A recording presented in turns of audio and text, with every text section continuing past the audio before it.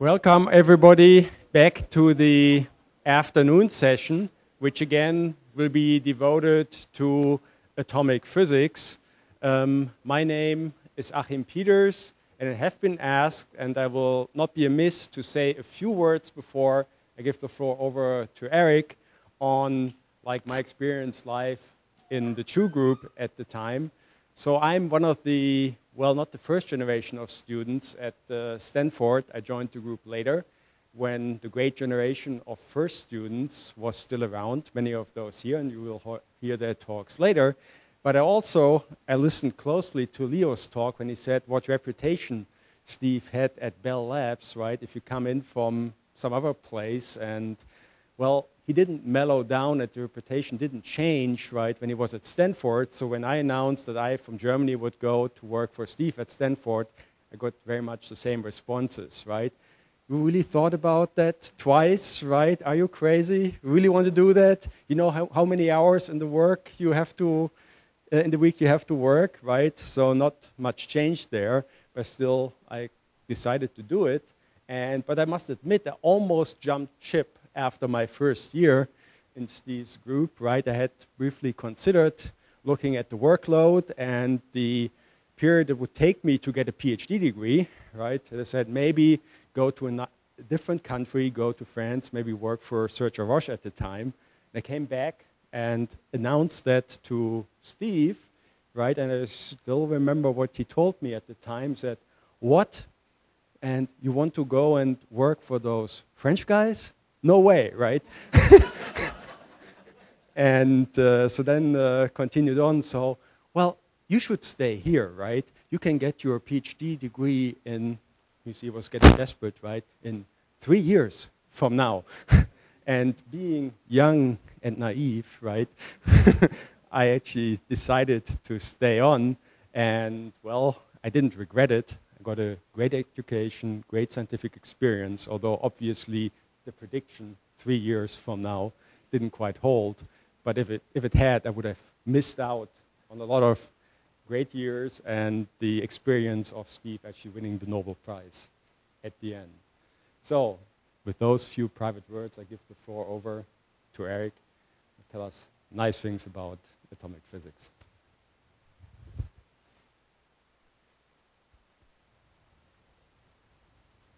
Is the microphone on? Is that okay? Okay. Novelists and theologians and other students of the human psyche, if you ask them what is the big question, will tell you that can one ever go home again? This is the thing that you ask about. This is the thing that we all, deep down in our souls, really want to do. And so Steve was able to for a little while until he left home again, and so was I. What am I talking about? Back in the old days, Steve did precision metrology. It wasn't glamorous, it wasn't sexy, but it was an honest day's work. At the end of the day, you felt you accomplished something. And he was, although he didn't know it, he was happy.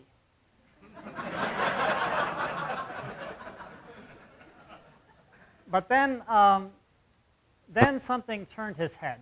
He followed the bright lights to the big cities. He started doing cold atoms. He was an enormous, glitzy success. And yet, there was a hollow feeling. There were ashes in his mouth. Somehow, he realized he had strayed far. And happily, he went back to his roots. And for a little while, he was doing precision metrology, measuring the fine structure constant,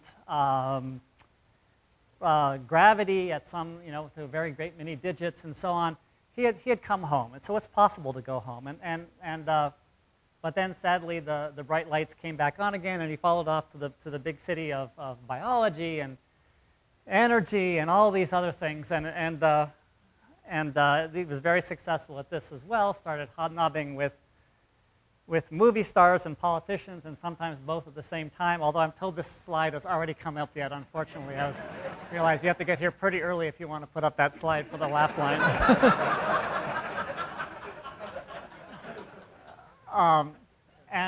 Anyway, so I see some parallels. I also did I have roots in precision metrology. I was tied to the land. I was happy. But again, I also sort of followed things off into the worlds of cold atoms, but there's times when I would get up and say, whatever happened to the simple country boy that was Eric? How far have I strayed from the farm, basically? And these days, I've gone back to my roots, and I'm doing precision metrology as well. So I'm just going to tell you very briefly about a Eric comes home story of coming back to making precision measurements. And it's about the electron. Here is your friend, the electron. There's not too much to the electron. It's got a negative charge. It's got a spin. It's got a magnetic moment. Unless you're a particle physicist and you care about how the electron talks to the W boson or whatever, that's about all there is to the electron, maybe. Except that it's possible there might be more to the electron. In particular, it might have a dipole moment. In addition to its big old negative charge, it might have a little bit of positive charge and a little bit of negative charge aligned along its spin axis like that. And if it did, it would have an electric dipole moment. So I'm going to talk to you about trying to measure the electric dipole moment of the electron, EEDM. You can see that if you take a negative charge like this and add to it a little negative, it's kind of add to a negative charge a little positive, a little negative. It's kind of equivalent. I'm going the wrong way. Okay, now I've gotten quite confused. Yeah, it's kind of equivalent to taking a charge and then offsetting it down a little bit. Basically, the negative adds to the negative here, the positive cancels. So basically, talking about electron-electric dipole moment, you can talk about it. How far is the center of its charge offset from the center of its mass? And it turns out that any time anyone's ever looked for this, the answer is not very much. Every time anyone's measured it, they've measured something consistent with 0, and the current experimental limit is 10 to the minus 27 centimeters, which is 10 to the minus 14 centimeters. Sorry, 10 to the minus 14 femtometers. It's an amazingly small distance.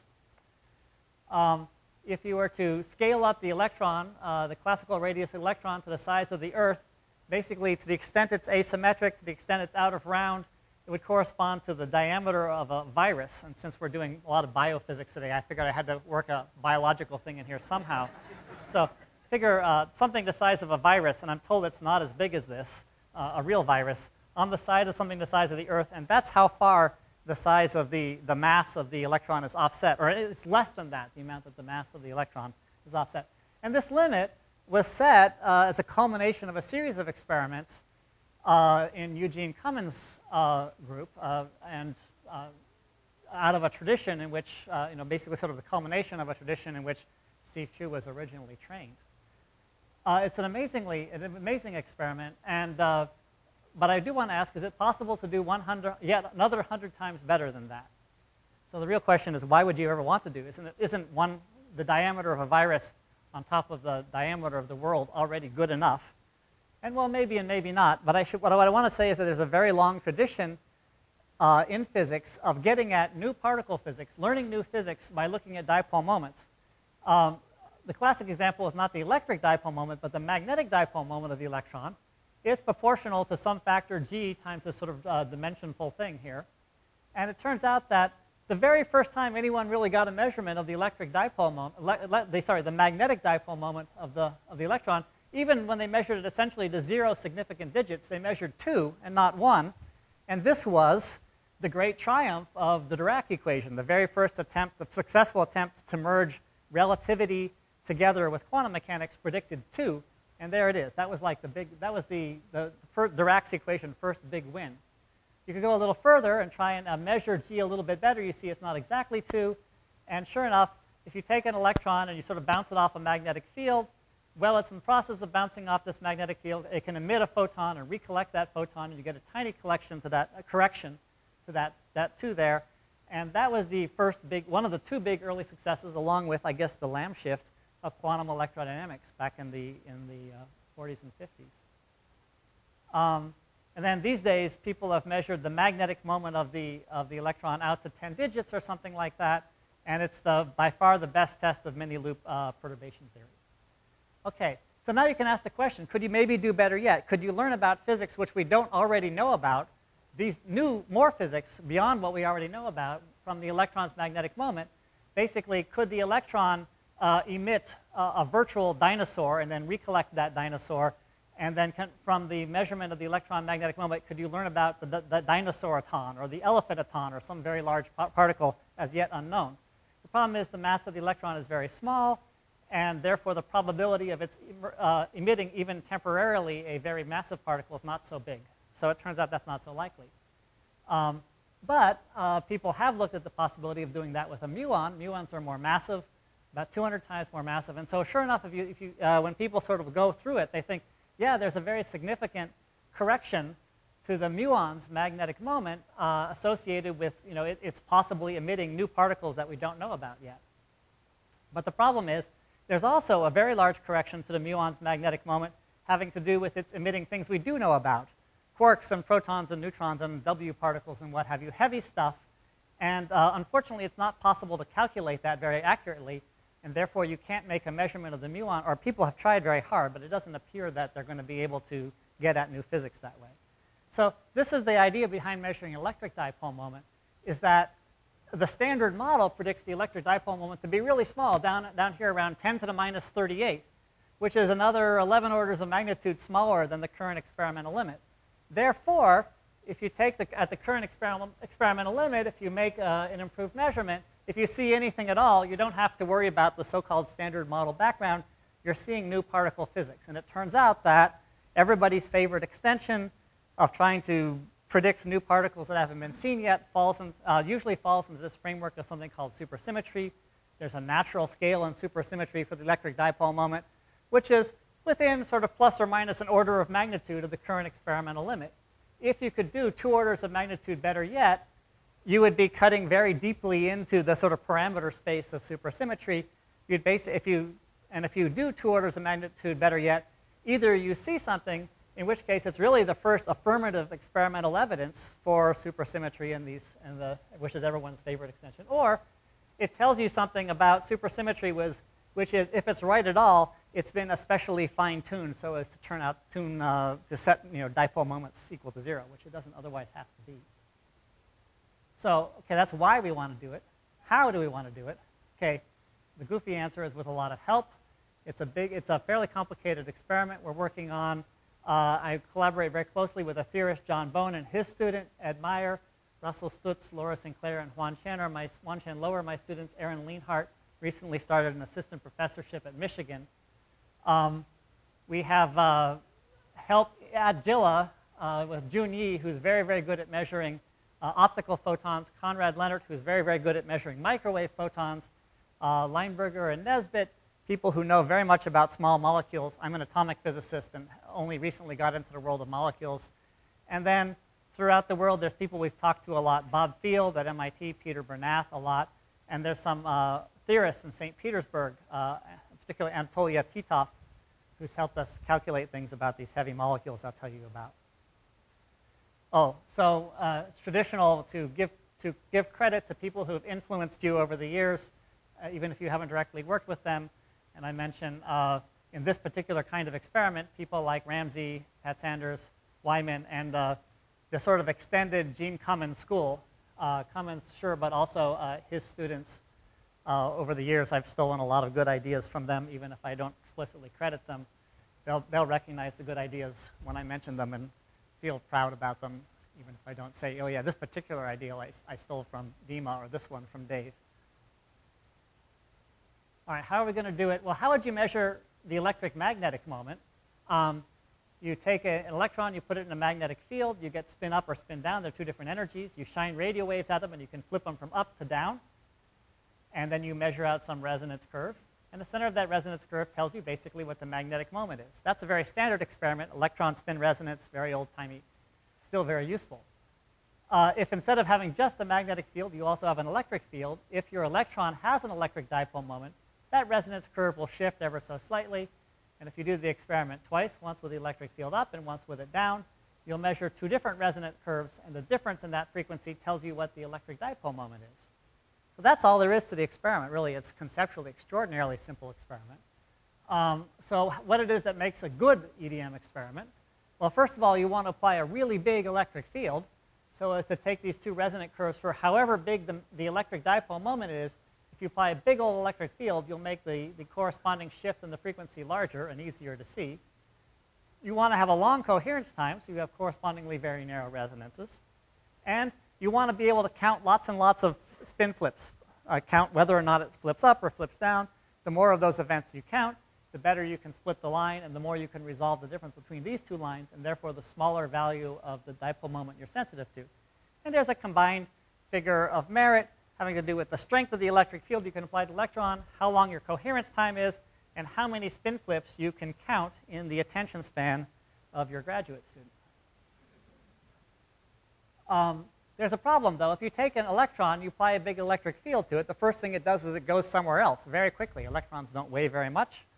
So there was an idea, and I think this idea was originally due to Pat Sanders, although I'm happy to be corrected, that if you take an electron and stick it onto a heavy atom, a high Z atom, there's not only does the particle is now neutral, so it doesn't go anywhere, but there's a relativistic enhancement to this effective electric field. So the electric field applied to the electron is actually larger than the electric field in the lab by some factor of Z cubed, or something proportional to Z cubed in any case, and that gives you an enhancement in your signal.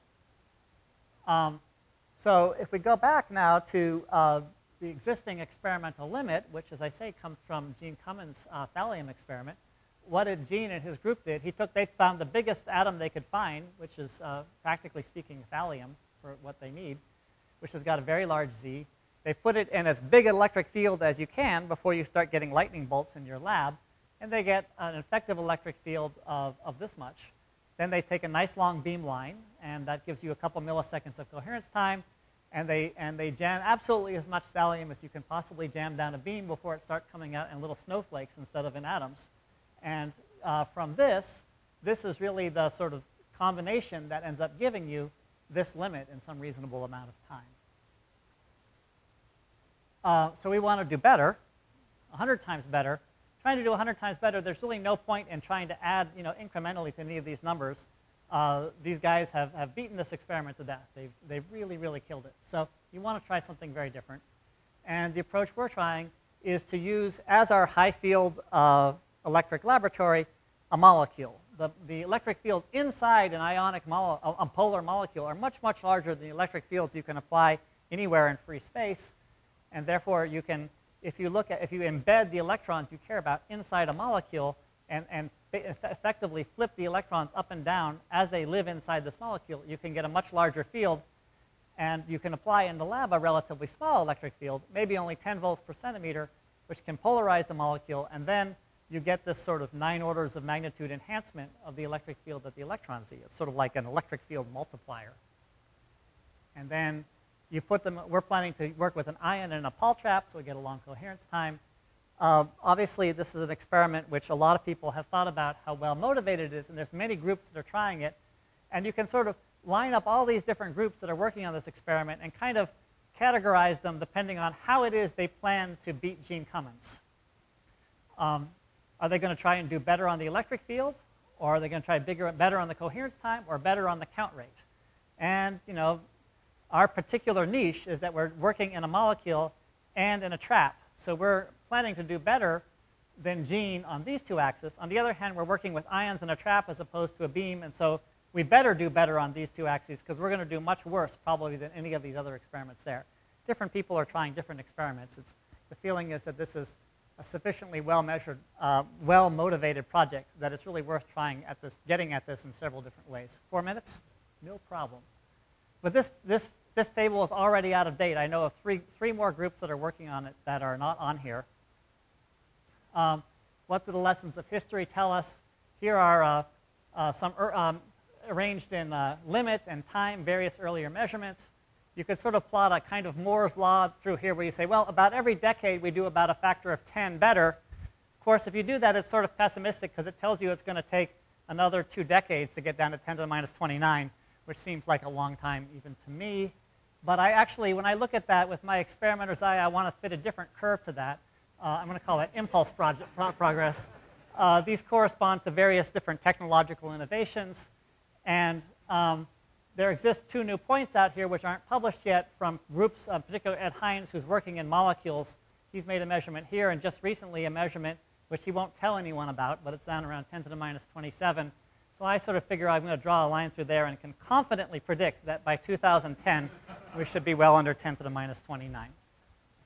In search of the perfect molecule, you want a very large effective electric field. You want a small electric field to polarize at a small magnetic moment.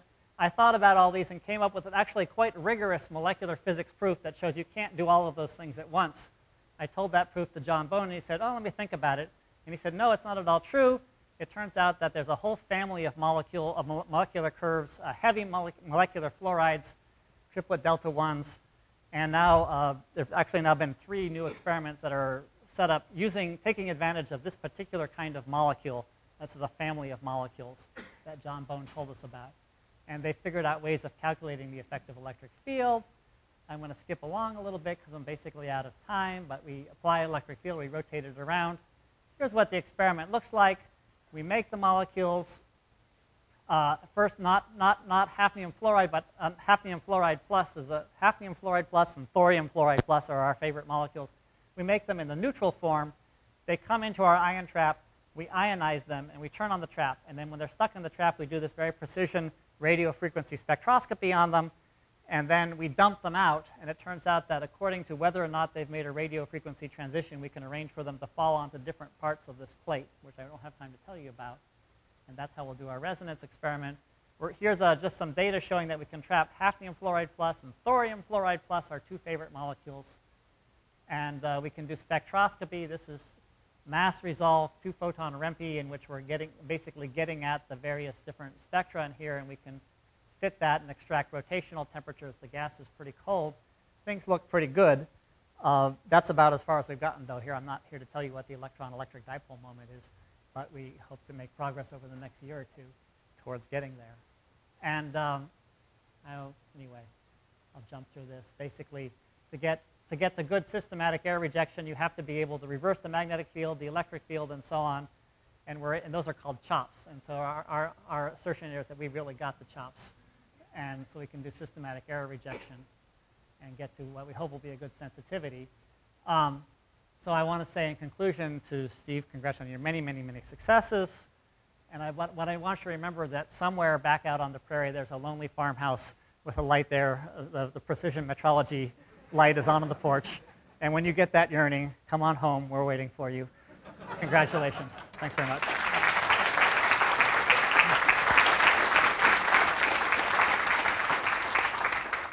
Well, thank you. Time for questions. Okay. Yes, as expected. Wait, what? You said Bill has a question? So it's kind of amazing that one can hear something that one's heard a whole lot of times and still come up with a new crazy idea. It's not a crazy idea, it's a crazy question.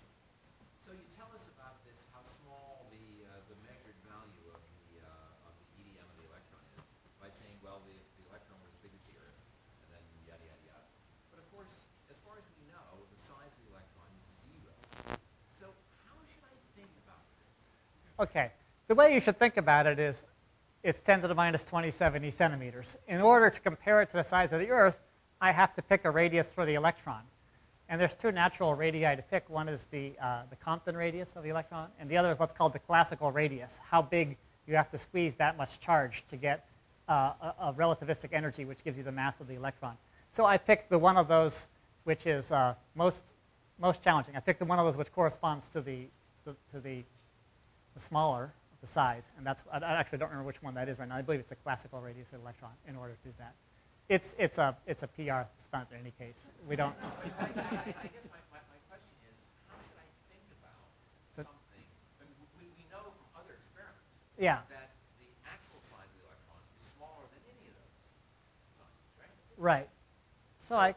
As far as we know. So I think you can pick.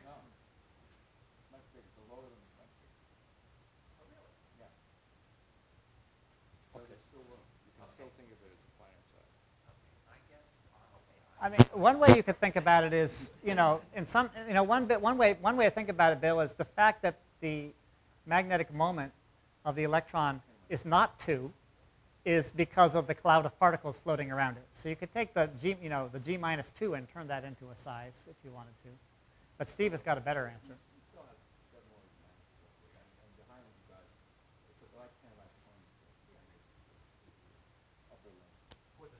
Right, right, okay, but I think isn't that considerably smaller than the classical radius of the electron? As opposed to Yeah, the yeah. displacement. That's what I'm getting at. As far as we can tell, the actual size of the electron is smaller than any of the natural sizes. Oh, Yeah. sure. But the It's not as experimental small as limit 10 minus 27, Yeah. but it's smaller than any of the natural sizes of the electron. So as far as we can tell, it's consistent with zero. There's no evidence that the size of the electron is anything other than zero, and it certainly isn't any of the natural sizes one would think of. That's correct. But still, could be the one from the moon size. Right. But I guess what I'm asking is, I mean, in the standard model, we're thinking of the electron as having zero size, I think. Yes. So how should I think of the dipole moment of something that has zero size? As you should think of that as a haze of particles that is polarized out of the vacuum. Okay. Things which violate P and T Okay. maximally, I'll buy perhaps. that.